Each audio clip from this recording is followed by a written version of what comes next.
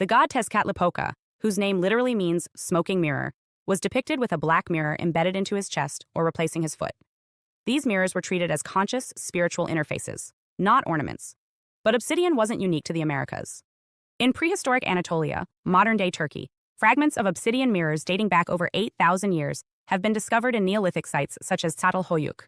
These artifacts show evidence of hand polishing and ritual use. In both Mesoamerican and Near Eastern cultures, obsidian wasn't used for grooming.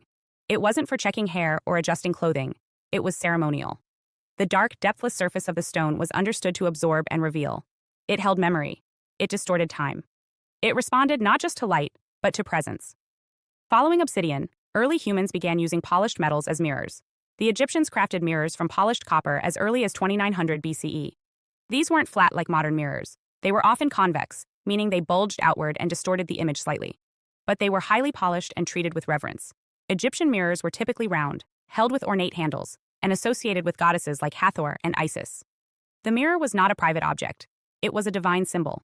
In temple rites, mirrors were used to catch sunlight and reflect it into sacred spaces. They represented beauty, yes, but also resurrection, transformation, and the life-giving power of light. To the Egyptians, the mirror reflected the soul's eternal image, not the transient physical body. In ancient China, as early as the Shang dynasty, 1600 BCE, bronze mirrors were cast with sacred inscriptions and cosmological symbols on the reverse.